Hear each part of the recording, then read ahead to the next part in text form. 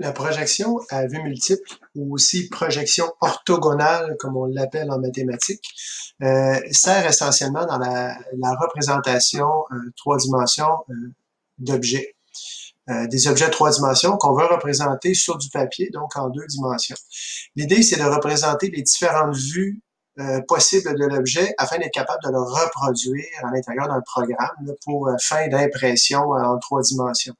Il y a 6 angles différents possibles. Il y a la face et l'arrière, la droite et la gauche, donc on peut être devant, derrière, à droite ou à gauche, ou dessus et dessous. Ce sont les angles d'observation d'un objet.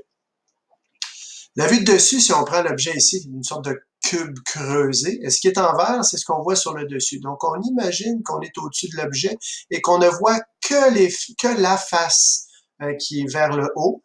Donc, c'est un cube, mais on a une partie qui est visible ici, on a le centre qui est visible ici, puis on a la partie plus basse. On verrait uniquement un carré si on assemblait ces trois figures-là. On imagine que ça, on vient de monter, le coller ici, ça fait ça ici.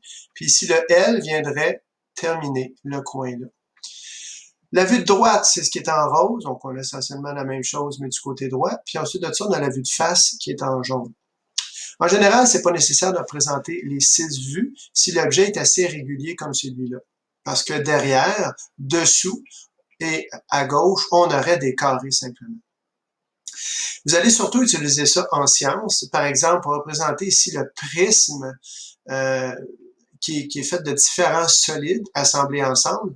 Et on prend une photo de chacune des vues. Par exemple, ça c'est la vue de face, ça serait la vue de droite.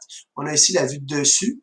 On ferait aussi les autres vues, donc derrière, dessous et gauche. Et on dévoilerait le plan final de l'objet. Donc, on peut voir clairement ici la vue de face, qui est celle-ci, l'ensemble du rectangle qui est là, et ici du trapèze qui est ici.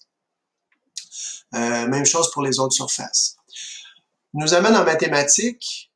Ce qu'on va surtout faire en mathématiques, c'est des projections à vue projection orthogonale d'empilage de cubes comme ceci. Bon, c'est un classique des examens de fin d'année.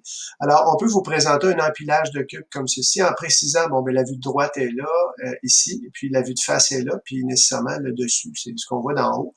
Et on va vous demander de tracer ou d'associer les 3 bonnes vues à cet objet. Donc, si je regarde la vue de dessus, le dessus, c'est tous les cubes qu'on peut voir de dessus. Donc, j'ai essentiellement un cube ici, à gauche, que j'ai représenté ici. J'ai 4 cubes alignés au centre, les 4 sont là. Et j'ai 3 cubes, 1, 2 et 3, que je peux voir de dessus. On suppose toujours qu'un cube répond aux lois de la physique, c'est-à-dire qu'il ne repose pas dans le vide. Donc, nécessairement, là, ces 2 cubes-là, il y en a un autre en dessous pour les supporter. Même chose pour celui-ci, puis même chose pour celui-ci. Maintenant, si je vais à la vue de face, ben, je vois les 3 cubes ici, les 2 là, plus celui du fond. Donc, j'en ai 3 d'empilés également au milieu. J'en ai 2 seulement à gauche, ce qui fait 3, 3 et 2. Et finalement, la vue de droite, j'ai 4 cubes à la base. 1, 2, 3, 4. Les 4 sont là. J'ai aussi 4 cubes au deuxième étage. 1, 2, 3, 4 que j'ai mis ici. Et j'ai un cube à droite et un cube ici. Donc, le cube à droite est là. On voit là. Ici, on voit le vide entre les 2 cubes. Puis, on voit cette face-ci et on voit le vide au-dessus du quatrième. Donc, vide, plein, vide, plein. On peut aussi vous demander combien y a-t-il de cubes dans une représentation comme celle-ci. Alors, je compte 1, 2, 3, 4, 5, 6, 7, 8, 9 parce qu'il repose sur un cube, 10, 11, même chose, 12, 13, 14 pour celui d'en dessous, 15 et 16 pour les 2 qui sont seuls. Donc, ça fait pas mal le tour de ce qu'il y a à savoir sur la projection orthogonale.